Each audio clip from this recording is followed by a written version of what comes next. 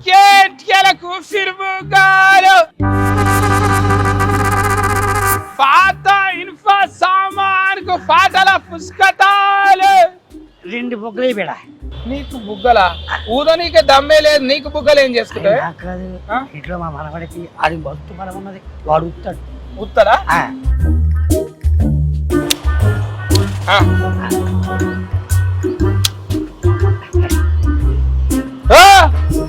పైసలు ఇవ్వకుండా అవుతావు? పైసలు పైసలు ఎందుకు? అరే మా ఊర్లో చెట్టు కింద వాడు ఉన్నాడు, ఇస్తాడు మాకు. ఫిరీలు ఇస్తున్నాడు ఇవ్వడాడు. ఈ చుట్టుపక్కల 4 ఊళ్ళో నేనే ఫేమస్ అమ్మ నీకే. చెట్టు కింద కూర్చుంటాడు, ఓ చూడు పో. నాకు ఫోటోకి వచ్చిందా? ఇవ్వడాడు. నాకు ఫోటోకి వస్తాడు, చూస్తాను సంగతి. ఇదే మాకు ఇది ఉన్నాయిగా, లైట్లు కుర్చీలు ఉన్నాయి, అడుగుతావు. బుగ్గలు అమ్ముతున్నావు అంటే ఏం సంగతి? నువ్వు బుగ్గల నేను అమ్ముతా బుగ్గలు? పైసలు తీసుకోకుండా ఫ్రీలు ఇస్తున్నావు అంటే అమ్మితే నేను అమ్మాలి ఊళ్ళరా. ఎవరు చెప్పిర్రు? అక్కడ కింద ముసలాయన అంటున్నాడు. కింద ముసలాయన కాగితం తెలియదు అనుకుంటున్నావా? ఫ్రీలు ఎందుకు ఇస్తున్నావు నువ్వు? అలవాటు నేర్పితే. అవి బుగ్గలు కాదు. ఒక్కసారి మీ చుట్టూ చూడండి. ఇక్కడ దవాఖాన బొమ్మ ఉన్నది, సైకిల్ పట్టుకొని అందులో వేసుకొని అమ్ముతున్నావా? మీరు అమ్మాయి దగ్గర నేను ఎక్కడ అమ్ముతా కానీ ఇవన్నీ సినిమాలు. సారు రాఘవేంద్రరావు సారు, అరే తనకెళ్ళ బారిని సారు, అందరు ఉన్నారు కానీ ఇలా సినిమా నేను కూడా ఉన్నా చూడండి. బాగున్నా కదా? నువ్వు ఇక్కడ మళ్ళీ జరా అమ్మ కొడుకో, నువ్వా పాటలు వాడే మేడం కొడుకు కదా? ఇది నీ పేరు ఏంటిది? ఉప్పు బస్తా అది ఉంటది ముందుగా లేనిది, అది అది ఆకాశ్ ఉప్పు బస్తా. ఉప్పు బస్తా, ఆకాశ్ ఉప్పు బస్తా. సర్నేమ్ ఉంటది కదా మమ్మీ.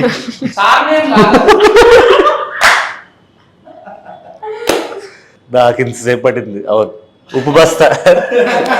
ఏం పేరు చెప్పు, నువ్వు చెప్పు. ఆకాశ్ ఉప్పు బస్తా. మంచిగా చెప్పు, మళ్ళా అమ్మ చూసింది అనుకో ఫెయిల్ అవుతుంది ఆయన. ఉపద్రష్ట. అది నాకు ఒత్తులు కాగునింతాలు రావు కానీ బస్తా చేశారు దాన్ని. చూసినావా? అయితే ముద్దుగిడ కూర్చురు. నేను ఆయనతో డౌటింగ్ కొట్టింది. నాకు నేను బుగ్గలమ్ముడు సిక్కేంటికి లేక ఇంట్లోనే అనుకున్న సినిమాలనా. అయితే హీరోయిన్ కదా ఏమే? అవును, చూసిన అందులో పోస్టరింగ్ లో మంచిగా కొట్టినావు. నీ పేరు బాగానా? ఇంకేందో కొనక్కున్నదా నీకు కూడా ఉప్పు బస్తా లేక? ఏమన్నది? ఏం పందిరి? వాళ్ళ పందిరా? Rolling, it should be rolling. నాకు వద్దది. భావన అంటే చాలు. ఇంకా డైరెక్టర్ పేరు అయితే పెద్దగానే ఉన్నది, చూసిన నేను. గంగనా మోనా శేఖర్. గంగన మోని. అందరికి ఇవి కొన పేర్లు గమ్మతున్నాయి. మీరు పెట్టిన పేర్లు గమ్మతుంది. ఆస్తుకి అట్లా కుదిరినాయి. శేఖర్ అన్న చెప్పే, నువ్వు చిన్నోనివో పెద్దోనివో కరెంటు తీగ లెక్క సన్నమే ఉన్నావు కానీ అది కూడా తీసినావు అంట కానీ. పంచతంత్రం. పంచతంత్ర కథలు. అదేంటిది? ఆంకమాలజా?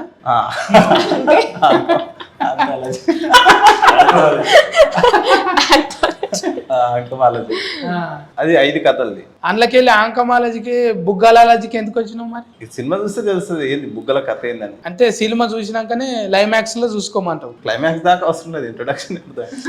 గిన్ని గానం నెత్తి మీద ఎట్లా వేసుకున్నావే? ఎన్ని గానం? ఒకటి కెమెరా వేసుకున్నావు, డైరీ స్కానింగ్ వేసుకున్నావు, ఇంకోటి రచన వేసుకున్నావు. ఒక్క యాక్టింగ్ వదిలేసారు అంతే. అంటే అన్నింటి మీద అనేది నాకేం అవగాహన లేదు. ఒక సినిమాకి ఏం కావాలనేది, ఒక కథకి ఏం కావాలనేది చేసుకుంటూ వెళ్ళినాం అంతే తప్పితే ఇన్ని డిపార్ట్మెంట్లు అన్ని చేసేంత లేదనుకోండి.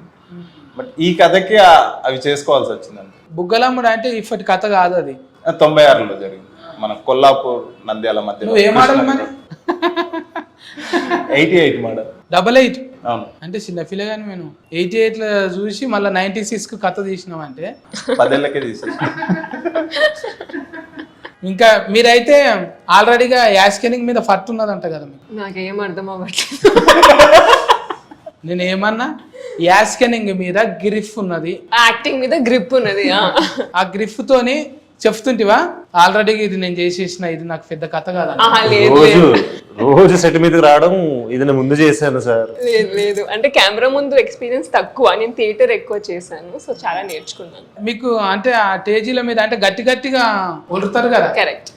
ఒలుతుంటే డైరెక్టర్ అన్నాడా కొంచెం కూల్ గా మాట్లాడాలి? చెప్పారు యాక్చువల్లీ రిహర్సల్ అప్పుడు వర్క్ షాప్ చేస్తున్నప్పుడు చెప్పారు అంతా అరవడం అక్కర్లేదని డబ్బింగ్ లో చూసుకోవచ్చు.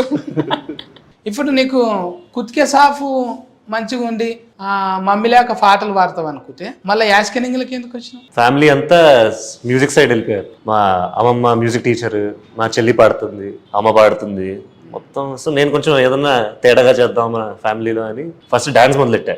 డాన్స్ మొదలెట్టిన తర్వాత యాక్టింగ్ మీద కొంచెం కొంచెం అలా ఇంట్రెస్ట్ పెరిగి ఫైనలీ సార్ నాకు ఒక గొప్ప అవకాశం ఇచ్చారు, దాన్ని పోగొట్టుకోవాలి లేక. అరే ఇంట్లో గ్రామంలో మంచిగా కండలు అవి పోస్టింగ్లు బాగానే పెట్టినావు. ఏదో అండి ఇలాంటి అవకాశాలు వస్తాయనే పెడతాం మేము అంతే. ముందుగాల ఆల్రెడీగా దస్తి వేయొచ్చు అనేది కండలు పెంచిండు. కన్నలు కుతికే మీద పెట్టలేడు, మొత్తం ఫెయి మీదనే పెట్టిండు.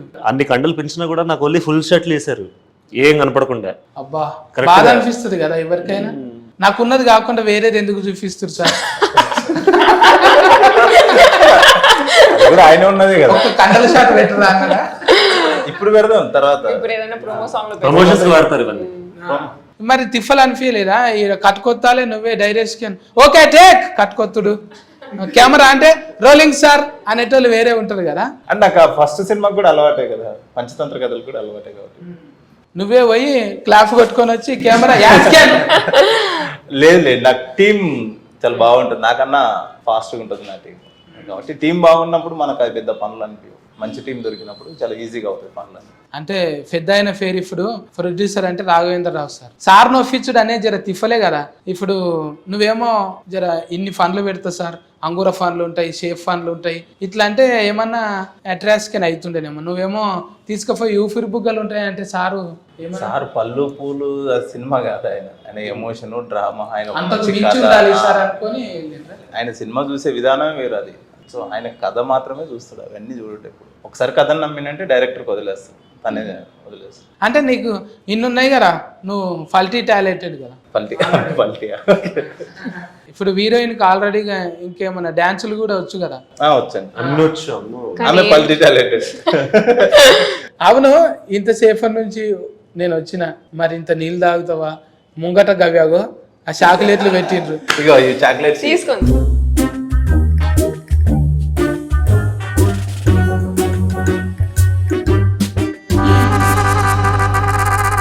కెమెరా బంద్ చేయండి అన్న. చూ గీలు అవ్వాలరా వాయమ్మో, ఇజ్జత్ పోతుంది నాకు. వాళ్ళు బెలూన్స్ అమ్ముతాడు అంటే ఏమనుకున్నావు? నేను ఫిలేస్ గుర్తుందంటే మెడికల్ దవాఖానాలు ఏమో ఉంటుంది అనుకున్నా, కానీ నువ్వు గీ ఫన్ మీద ఉన్నావు. దాని తప్పేముంది? తప్పులేరా? తప్పు అనుకుంటాం మనం, అదే పెద్ద ప్రాబ్లం. ఏంటి ప్రాబ్లం? అది పట్టుకున్నాక ఎట్లయితే తెలుసునా? ఎట్లయితుంది? చెయ్యి అంత నరాలు గుంజుతాయి, నీకేమెరక? ఇది నాకు తెలిసిన వాళ్ళు చూడాలి, కానీ సత్తి 2-3 దినాల దాకా మాతో మాట్లాడకు నువ్వు అంటారు. అంత పెద్ద తప్ప అది? మరి కాదా? అదే సినిమా తప్పు అనుకుంటాం మనం, కానీ తప్పు కాదు, అన్నిటికంటే అవసరమైనది అది. 1996లో దాని అవసరం ఏంటి అనేది సినిమా. ఇక ఇదే ఫన్, ఇక ఊరందరికి ఇదే ఫన్. మాకు ఏం పని లేదు.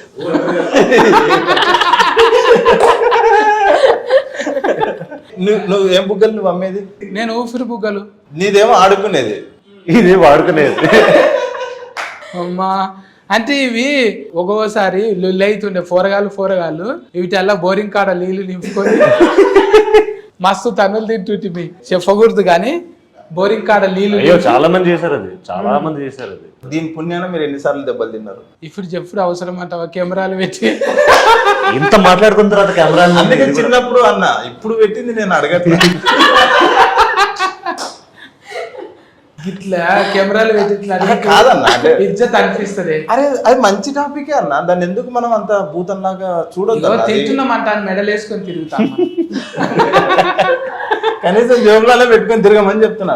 వాడుతున్నామంటాను వాట్సాప్ స్టేటస్ పెట్టమని.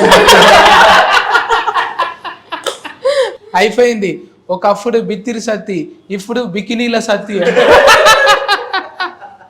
ఎథిస్కు అది ఇది అనేటోళ్ళు కొంచెం ఉంటారు, కానీ అసొంటోళ్ళను మరి విమర్శలు కూడా వస్తాయి కదా కొన్ని. అన్న వస్తాయి, నేను అదే అంటున్నా. సినిమా చూసిన తర్వాత దానిలో ఏం తప్పేం లేదు. ఇప్పుడు అంత పెద్ద అయినా ఇలాంటి సినిమా ఒప్పుకున్నాడంటే అర్థం చేసుకుని ఇంకా చాలా గొప్ప విషయం మాకు కూడా ఇంత నమ్మి ఎందుకంటే ఎప్పుడు సినిమా అంటే ఏదో ఒక టైంలో మాత్రమే మనం ఏదైనా ఒక కమర్షియల్ ఆస్పెక్ట్ లో ఒక సోషల్ గా మనం ఏదైనా జనాలకు ఏదైనా చెప్పాల్సిన టైం వస్తుంది. కొన్ని కథలకే ఉంటుంది, అన్ని కథలు చెప్పడానికి ఉండవు. సో అలాంటి కమర్షియల్ కథతో మాకు చెప్పే అవకాశం వచ్చిన స్క్రిప్ట్ అన్నమాట. సో అందుకే సార్ కూడా చాలా మంచి స్క్రిప్ట్ అని యాక్సెప్ట్ చేశారు. ఇంకా నువ్వు సిగ్గు పడలేదా మరి? నీకు సిగ్గు అనిపించలేదా? లేదు సార్, కష్టం సార్,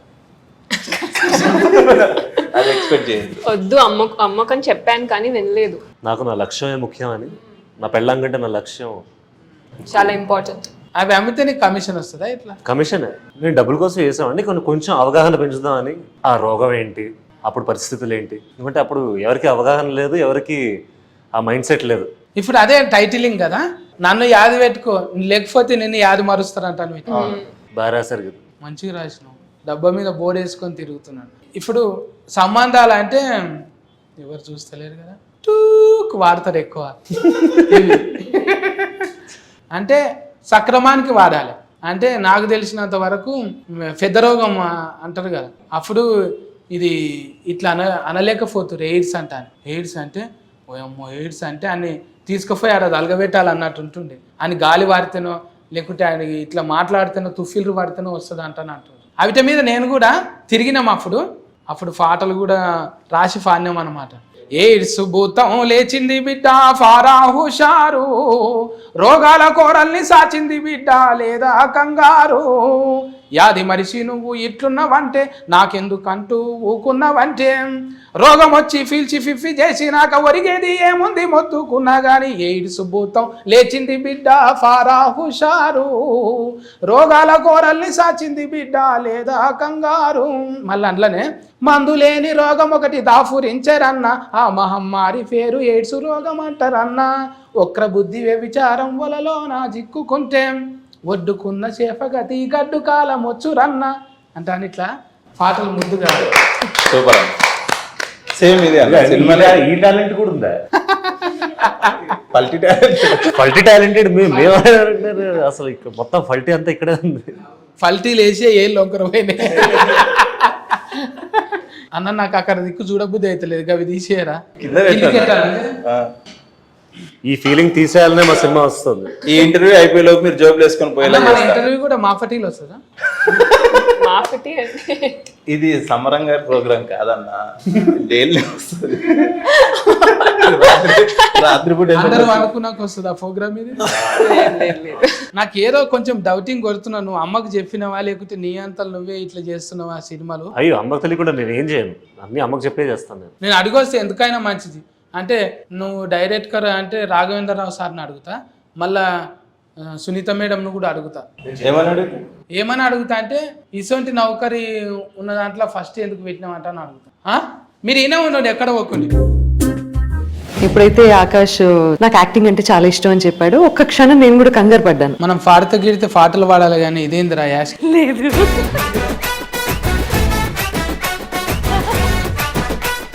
ఎక్కువ డాట్కర్లు యాట్కర్లు దగ్గర ఉంటాయి. అంటే చదువుకొని మీ భాష కనీసం ప్రొనౌన్స్ చేయడానికి కూడా తిరిగి రాదు తెలుసా? డాక్టర్ మీరు ఇప్పుడు అన్నారు. డాట్కర్